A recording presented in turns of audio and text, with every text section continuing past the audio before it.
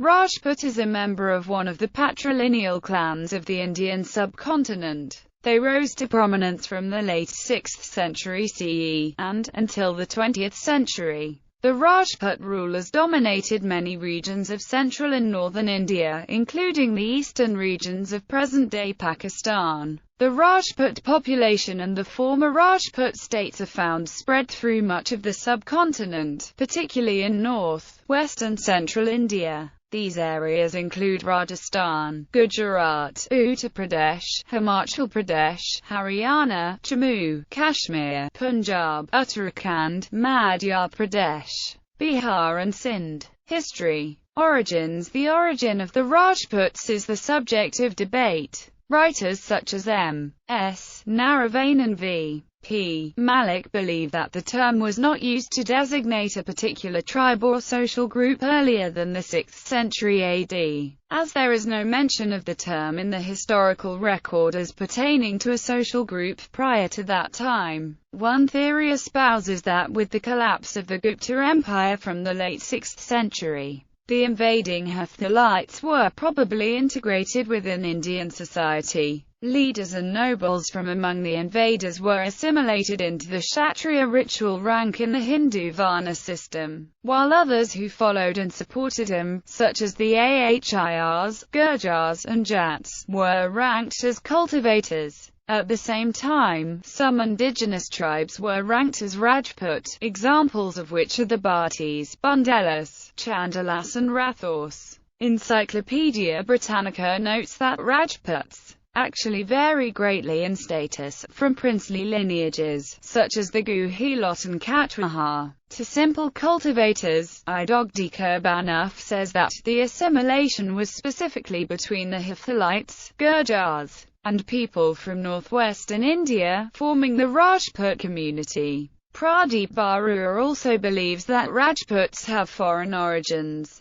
He says their practice of asserting Kshatriya status was followed by other Indian groups, thereby establishing themselves as Rajputs. According to most authorities, successful claims to Rajput status frequently were made by groups that achieved secular power. Probably that is how the invaders from Central Asia as well as patrician lines of indigenous tribal peoples were absorbed. Rajput kingdoms. From the beginning of the 7th century, Rajput dynasties dominated North India, including areas now in Pakistan, and the many petty Rajput kingdoms became the primary obstacle to the complete Muslim conquest of Hindu India. These dynasties were disparate. Loyalty to a clan was more important than allegiance to the wider Rajput social grouping, meaning that one clan would fight another. This and the internecine jostling for position that took place when a clan leader died meant that Rajput politics were fluid and prevented the formation of a coherent Rajput empire. Even after the Muslim conquest of the Punjab and the Ganges River Valley,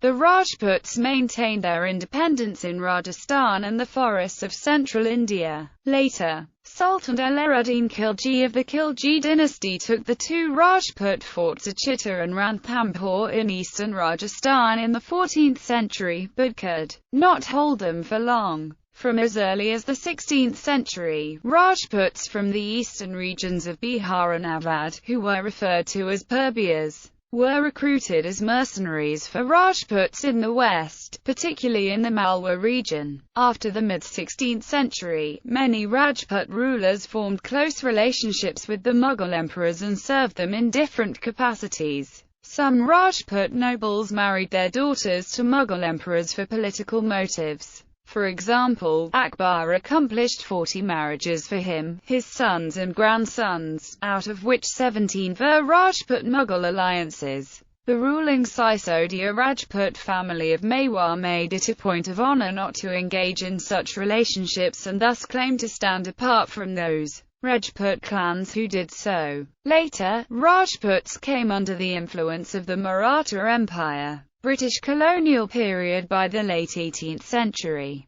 the Rajput rulers began negotiations with the East India Company, and by 1818 all the Rajput states had formed an alliance with the company. According to historian Verbada Singha, Rajputs ruled in the overwhelming majority of the princely states of Rajasthan and Saurashtra in the British Raj era. These regions also contained the largest concentration of princely states in India, including over 200 in Saurashtra alone. James Todd, a British colonial official, was impressed by the military qualities of the Rajputs but is today considered to have been unusually enamored of them. Although the group venerate him to this day, he is viewed by many historians since the late 19th century as being a not particularly reliable commentator. Jason Freitag, his only significant biographer, has said that Todd is manifestly biased. The Rajput practices of female infanticide and sati were other matters of concern to the British. It was believed that the Rajputs were the primary adherents to these practices,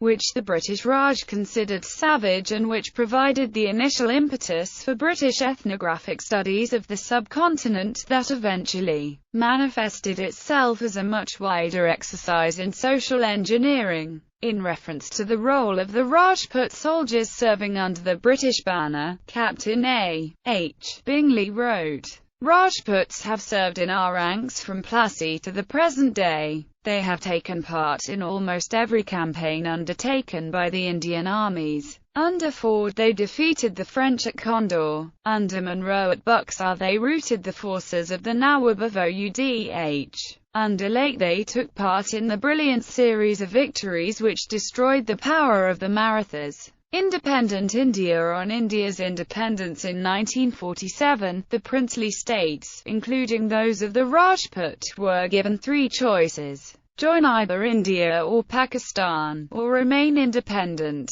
Rajput rulers of the 22 princely states of Rajputana acceded to newly independent India, amalgamated into the new state of Rajasthan in 1949–1950. Initially the Maharajas were granted funding from the Privy Purse in exchange for their acquiescence, but a series of land reforms over the following decades weakened their power, and the Privy Purse was cut off during Indira Gandhi's administration under the 1971 Constitution 26th Amendment Act. The estates, treasures, and practices of the old Rajput rulers now form a key part of Rajasthan's tourist trade and cultural memory. In 1951, the Rajput Rana dynasty of Nepal came to an end, having been the power behind the throne of the Shah dynasty figureheads since 1846. The Rajput Dogra dynasty of Kashmir and Jammu also came to an end in 1947, though title was retained until monarchy was abolished in 1971 by the 26th Amendment to the Constitution of India. The Rajputs are today considered to be a forward caste in India's system of positive discrimination. This means that they receive no special treatment by government bodies because forward castes are considered to be inherently privileged groups. Subdivisions.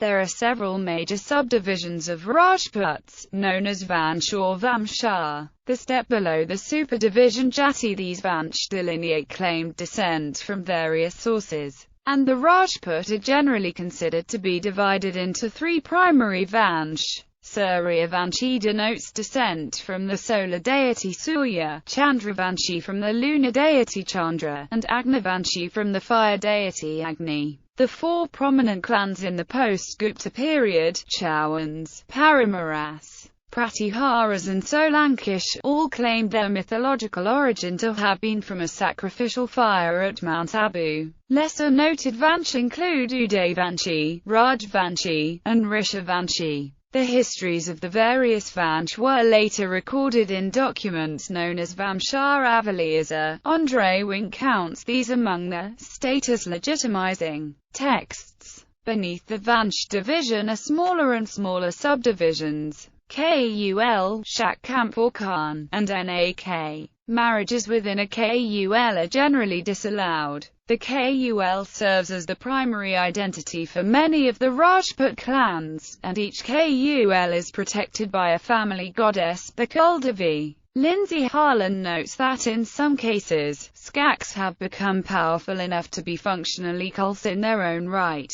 Culture and ethos. The Rajputs were a martial race in the period of the British Raj.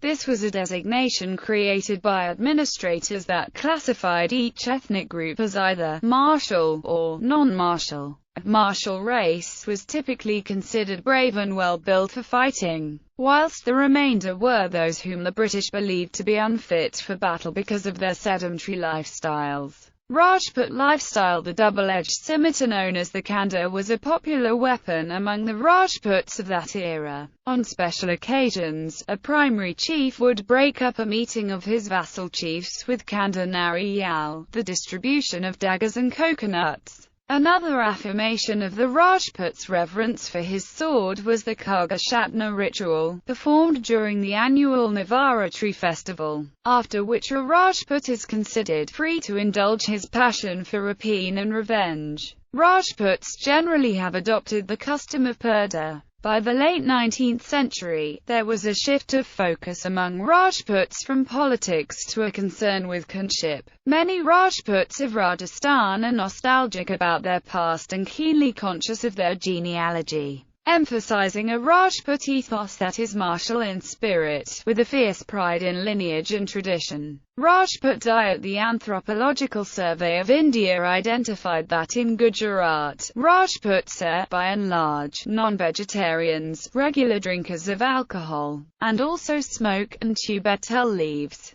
These traits are also followed by Rajputs of Maharashtra, with mutton, chicken and fish being consumed, and also pork.